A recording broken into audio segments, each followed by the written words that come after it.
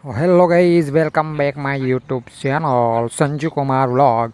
તો આવી ગયા છે આપણે ફરી એકવાર નવા વ્લોગની અંદર સવારની મોજમાં અને સુલી આવી ગઈ છે ચા પીવા. તો મિત્રો અહીંયા તમે જોઈ શકો છો સુલી ચા પીવા બેસી ગઈ છે અને સરસ મજાનું સીન છે મિત્રો. રોહનને તૈયાર થઈ ગયા છે નેહાર જવા અને આપણે અહીંયા જવાનું છે દૂધ લઈને, પણ પહેલાં સુલીને ચા પી દઈએ પછી આપણે નીકળીએ. અને અર્પિતા ભરશે દૂધ તો ઘરે રાખવા માટે અલગ ભરશે અને બીજું બધું ભરશે ડેરીએ જવા માટે.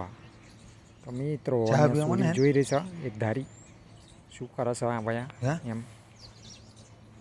તો ચામાં કીટલીમાં કરસામાં ચા ગાળી રાખ્યું છે, કીટલી છે નહીં કોઈ બેન આમાં આટલા એવું બધું મેકી રાખ્યું છે, જૂના થઈ ગયા છે અને દૂધ ગાળીને રેડા છે. એટલે ડેરીએ જવાનું છે મિત્રો. ડેરીએ જવા માટે અહીંયા દૂધ રેડી થઈ રહ્યું છે. અર્પિતા બહેની ભરતી અને આપણે હતા સોલીને ચા બાપ પી દઈએ તા. તો ગાઈઝ રોહન હેડ્યો છે ભરીને નેહાર.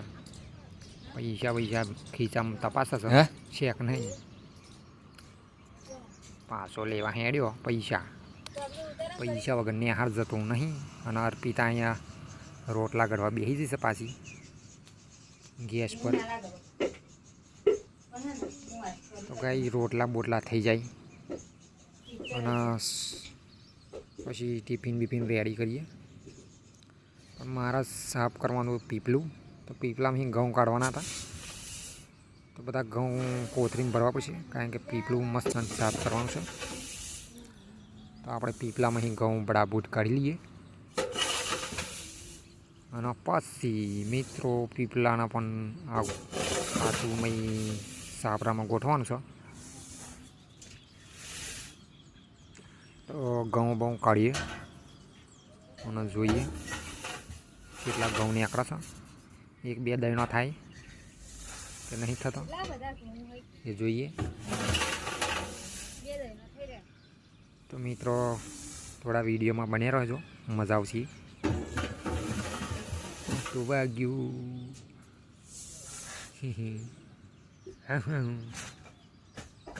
તો મિત્રો ઘઉં ઘણી અડધી બડધી કોથરી ભરી ગઈ છે. એટલે હવે જોઈએ કેટલું ઊંચું થાય છે કે નહીં થતું પીપલું. પાછળ તો નરો કાટ આવી ગયો છે. અર્પિતા રોટલા બોટલા ગળી રહી છે અને આવી ગઈ છે અહીંયા ઘઉં કાઢવા મળી. તો ઘઉં કાઢીએ આપણે.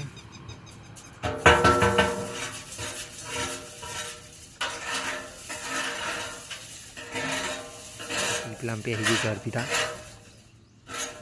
અને મેં પીપલું ઊંચું કરી રાખ્યું છે.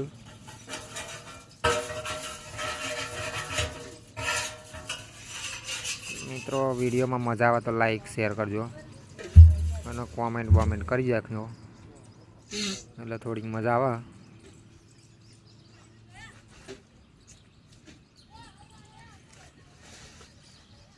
તો ગાઈઝ એક કોથરી થોડીક ઊણી રહી છે, પાછી સુલી આવી ગઈ ટુકુર. તો અડધી કોથરી ભરી ગઈ છે એટલે 2-3 દયણા થઈ રહી છે. એટલા ઘઉં જૂના બચ્યા છે. હવે પીપલું સાફ કરીને નવા ભરવાના છે. કાલ બાલ ભરીશું બરાબર છે. અત્યારે તો મસ્ત થઈ ગયું છે પીપલું રેડી, પણ હજુ તો બધું સાફ સફાઈ કરવાની બાકી છે અંદર બહાર બે બાજુ. બરાબર છે. તો ગાઈઝ કેવી મજા આવી વિડીયોની અંદર તમે કોમેન્ટ કરીને કહેજો. બરાબર છે. કારણ કે અહીં નેચા કાતરા છે, જોઈ શકો છો તમે.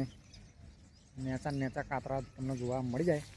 અહીંયા આગળ જબરજસ્ત કાતરા છે, લીલા પીરા મસ્ત કેસરી કલરના કાતરા થયા છે. તમે જોઈ શકો છો નેચા છે, મોટા વાંબલીના કાતરા. બરાબર છે.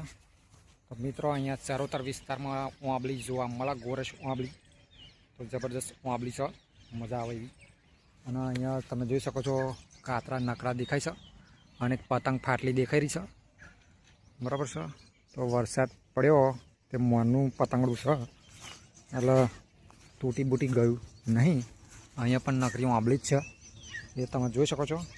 અને ત્યાં આગળ આપણે ઘટી પાળી બોધી છે અને ઘાસ મોટું મોટું થઈ ગયું છે એ તમે જોઈ શકો છો મિત્રો.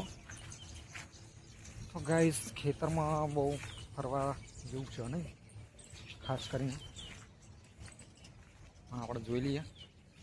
અહીંયા એક સીતોડીનું ઝાડ રોપ્યું હતું, હજુ લીલું થયું નહીં.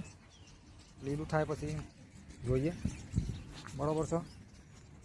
તો ઘાસ મોટું મોટું થઈ ગયું છે કારણ કે ઘાસ ઘણું બધું રોપી રાખ્યું હતું ભેંસો માટે એ તમે જોઈ શકો છો ગાઈસ. તો મિત્રો આવતા વિડીયોની અંદર મળીએ આપણે, બરાબર છે. આ વિડીયો આટલા લાગીને છે, આવતા વિડીયોની અંદર મળીએ. જય માતાજી.